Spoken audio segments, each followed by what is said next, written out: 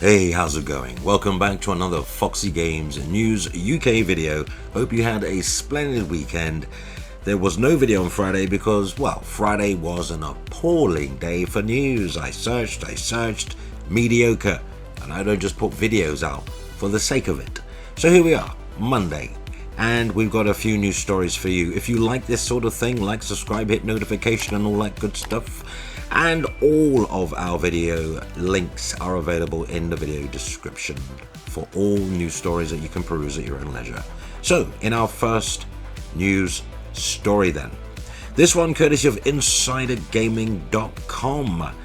The headline reads, exclusive. Insomniac Games' Wolverine is likely to be at PlayStation's next State of Play. Insider Gaming sources have revealed that Insomniac Games' Wolverine is ready to be shown off for the first time officially since the 2021 PlayStation Showcase. According to the sources, who wish to remain, of course, anonymous, as they couldn't talk about company plans, PlayStation is currently planning its next State of Play event towards the end of September, so not too long to go to see if this one all pans out. Other sources reveal that Insomniac Games' Wolverine is almost certainly going to be at the event, as the production of its next trailer has now been completed. If the game doesn't appear at State of Play, then the trailer will undoubtedly be released in the next few hours of the Game Awards being the next likely candidate. So they're already casting a shadow of doubt here. Insomniac Games' Wolverine faced some issues in development following a ransomware attack back in December. That was 2023. I covered it on this channel, during which employee information, a substantial amount of game footage leaked online. It was very alpha looking, so very early footage. The hack resulted in some changes to the game's plans, obviously costing them hundreds of thousands, if not millions, to make those changes, but the extent of these changes is currently unknown. But what you can bank on is it was costly, because if you have to change your plans and start doing things differently, that's more money eaten into the budget. But at the time of this video's recording, neither PlayStation nor Insomniac Games has revealed when Wolverine is set to be released, but fingers crossed. Well, I don't believe in all that, but yeah, an answer awaits us in the coming weeks. The game is currently slated to be released exclusively on PlayStation 5. As for what else the next State of Play event could feature remains to be seen, but it's likely to be really featuring Bungie's upcoming marathon, a new Metroidvania God of War perhaps. Insider Gaming has it on good authority that a mainline title is also in the works. Phantom Blade Zero, and possibly even Naughty Dog's Intergalactic The Heretic Prophet. If the State of Play is at the end of September as intended, then we'll likely see a deeper dive into Ghost of Yotei, which releases on October 2nd, 2025. But do we really need to see more of Ghost of Yotei? Do we? Haven't you seen enough? Don't you get it by now? But are you looking forward to at least a State of Play of Marvel's Wolverine? Is so long overdue since the Wolverine initial trailer back in 2021. I, for one, am looking forward to it, but sound off in the comments. And in some very brief but interesting Nintendo news, courtesy of TwistedVoxel.com, Nintendo has won a $2 million settlement against a modder.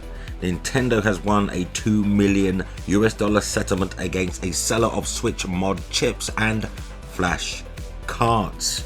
So Nintendo of America has achieved a decisive legal victory in its ongoing battle against console modification and piracy. A US federal court has entered a $2 million judgment against Ryan Michael Daly, who operated under the business name Modded Hardware. The lawsuit filed in the US District Court for the Western District of Washington concluded with both financial penalties and a sweeping permanent injunction that effectively ends Daly's involvement in the modding scene.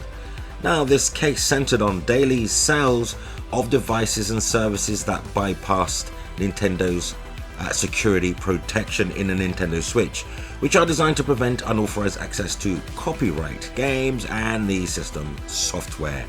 Among the products he offered were the MIG Switch, or MIG Switch, a device that allowed users to run pirated games, and the MIG or MIDGE dumper, which enabled copying of physical games, as my understanding, cartridges onto a computer storage, and then allows you to sort of, play them using just one cartridge. Daily also sold mod chips, pre-hacked consoles, installation services, and pirated Nintendo titles directly to customers. Looks like he's banged to rights there. Now, I don't really have an opinion on the piracy scene. I know it costs publishers and developers money, and who do they pass those costs down to? Well, me and you, the consumer. So in that respect, I don't like it, but whatever. You can't get rid of these things.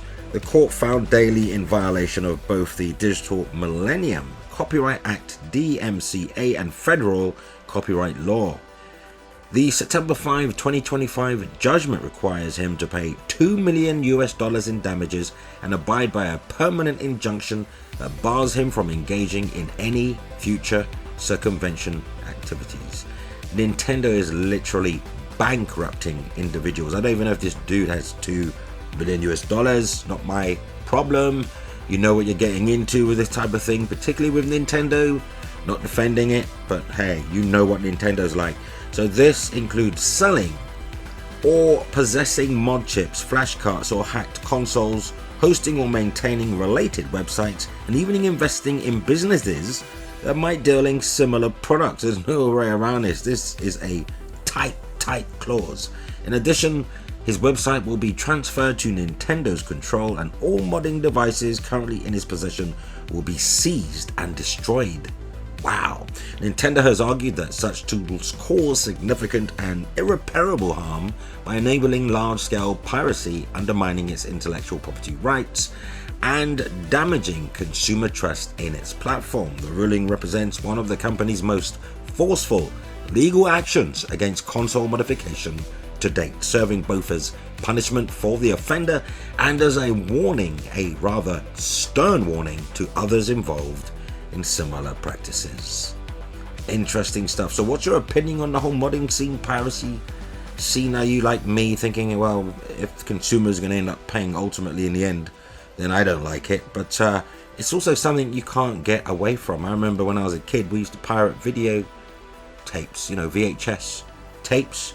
And then later after that, it was DVDs. There was a bloke on the high street, I'm not going to say nationalities, but, a certain nationality of people were selling movies that were literally not in the cinema yet or currently in the movie theaters on DVDs. That's how I first saw The Matrix. I am thoroughly ashamed of myself because it was poor quality, and The Matrix is such an amazing movie. I kind of ruined it for myself, but there you go. What do you think? Sound off in the comments. And in our final news story, which has whipped up a bit of controversy on social media concerning Bethesda, Xbox, and Game Pass. Now, I'm moving away from the whole, entertaining the fanboys and all that nonsense and the whole console warring, fictitious war. I'm moving away. But it is my duty to, relay news to you, but I'm doing it with no bias whatsoever. I'm leaving all the opinions to you. So this is really courtesy of DBLTAP or DBLTAP.com. I have to admit I haven't heard of this website, but they're reporting it. Headline reads, 24 years at Bethesda with Pete Hines, who says there's no question that the company is not the same, but when it worked, it was magical. So I suppose he's talking about his time with Xbox and his time at Bethesda. So for 24 years, Pete Hines was up there with Vault Boy and Todd Howard as one of the public faces of Bethesda, a senior vice president of global marketing and communications. Few others at the company had such a broad overview of its strategy and focus, its highs and lows. So the article is incredibly long. You'll need to peruse it all in your own leisure if that's what you want to do, but I'm going to skip forward from where he goes to talk about his beginnings at Bethesda all those years ago to when he becomes disillusioned with Bethesda, which would be at the time it was owned by Microsoft, still is, and that's where we'll go. So he says that part of the reason Tango Works Hi-Fi Rush was announced pretty much shadow dropped and launched on the same day is because Bethesda didn't want to waste its time and energy explaining why a survival horror game studio was actually making a rhythm action game. Instead, they decided, here's the game, play it, judge it for yourself. And if you believe what Xbox says, it was a great success, reaching more than 3 million players. But what does success even mean in the age of game subscription services? After all, 3 million players is a totally different metric to 3 million sales.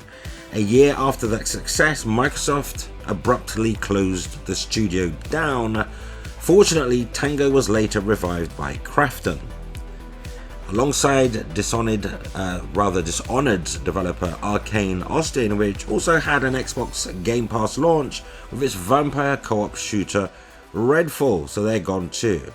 Now, he goes on to say, I'm not working in any of these companies anymore, so I don't assume that everything I knew then is still holding true in the industry today, but Hines goes on to say that at the same time, I'm involved enough to know I saw what I consider to be some sort of short-sighted decision making several years ago, and it seemed to be bearing out the way I said. Subscriptions have become the new 4-letter word, right? You can't buy a product anymore. When you talk about a subscription that relies on content, if you don't figure out how to balance the needs of the service and the people running the service with the people who are providing the content, without which your subscription is worth jack shite. Wow, strong words. Then you have a real problem. You need to properly acknowledge, compensate, and recognize what it takes to create that content, and not just make a game, but make a product. That decision is hurting a lot of people, including the content creators themselves, because they're fitting into an ecosystem that is not properly valuing or rewarding what they're making. Wow. So basically he's saying Game Pass is devaluing the work that the developers are putting in, and it's being treated more as just a filler, a service filler. So there's no love, there's no heart, there's no soul being poured in. They're just being told, mass produce these games as cheaply as possible and we'll dump them on Game Pass, pretty much. So if music is anything to go by, it's a tension that'll change games themselves too, given enough time. Shorter songs with immediate hooks are incentivized because they play better with the algorithm that serves listeners new music on companies like Spotify, for example. So musicians are doing the artistic equivalent of a SEO to try and get their music to a wider audience. As our attention span sat thanks to snackable media and TikTok reels, there's a real chance game developers will have to compete for our limited attention spans and shrinking wallets in a similar way, bending the arc just to get noticed in an industry bursting with options. Everyone's being conditioned. The attention economy is the worst it's ever been. The kids are scrolling vertical videos. They want live events and crossovers, and they think every game should be a forever game, updated until the developer turns into a Fallout skeleton. This is gold nuggets here. I see what they're saying, basically, right? It's like pop music. It's like throwaway pop music where there's no real musicians involved. It's all electronic. You know, remember when the 80s music started changing how live music came to be? Like, we just kept hearing these electronic samples and stuff, and some of it was great, but it took away that live energy of real musicians playing live on stage. You could just tell it was artificial. Even the singing, since auto cue and auto tune and all that stuff's come in, it just sounds really artificial. And that's how these games are in fear of being churned out. Just some crap artificial rubbish that you know, serves you for 10 minutes. You play the game for 10 minutes. Oh, let's move on to the next one, because, you know, the more games available, choice is not always a good thing, you know. Sometimes choice is a bad thing, because it means you might not just stick to one thing. You're like skidding all over the place, trying everything, but not really enjoying nothing. So, yeah, he goes on to say, nobody wants to do the same thing over and over again. Nobody likes the forced march of serializing something. Bethesda didn't only just want to do Elder Scrolls, right? I mean, for a while, that's all we owned, but we decided to go after Fallout because Todd Howard said we need to stretch our legs creatively and go in different directions, and it will make our Elder Scrolls games better. He goes on to talk about Elder Scrolls and everything else. Let's skip ahead here. So he says, the people making games are people. Yes, they are employees, but if you don't see them as people first and employees second, then I don't think you're going to understand how they're motivated. You're talking about how highly creative artists, programmers, and designers, and they don't want to be hemmed into this tiny little box, painting the same picture over and over again, I suppose for the sake of a subscription game service. So basically, if you want Microsoft's money investment, then you have to put your game on Game Pass. Not only that, you're pressured into limiting your creativity because Microsoft are essentially saying, well, yeah, it's going out to a low attention span audience. So don't really put your heart and soul into it, guys. Just, make the equivalent of a churned out, factory style pop song. That you could make on a keyboard and in your bed. A 12-year-old could make on on his Yamaha keyboard in their bedroom, which is detrimental to the art form. It's detrimental to just even the consumer enjoying the game. We can see through all the holes, can't we? We can see something that's just been pumped out just for the sake of sales, just for the sake of filler, just for the sake of a subscription model, just for the sake of nickel and diming, DLC, and all other types of, transactions out of the game. Well, there's no soul in the game. It's dead. Literally dead. It's like something that's beautifully pretty, but there's nothing behind the eyes. I think that's what Pete Hines is saying. And he wants that to change. He wants it to go back to the art form first. Respect the creator first. Give them the time, energy, and money to make something wonderful. Yes, it's all a gamble. Budgets are a gamble. Publishers gamble. Developers gamble. And in the end, consumers gamble. Because we don't really want to pick up crap, do we? So that's my opinion. I don't know why everyone's going, a lot of the dissent is coming from the Xbox side. I don't know why they're upset with his opinion. It's just an opinion. You either have to agree, but it's just an opinion, and he had the inside track. If anybody knows, it will be Pete Hines, right? And they loved Pete Hines once upon a time, but as soon as he says something out of kilt, well, he's now the ops. He's the enemy. But that's just my opinion. Look, either way, enjoy games. But if you like this sort of thing, like, subscribe, hit notification, and all that good stuff. And until next time, play games, not corporations.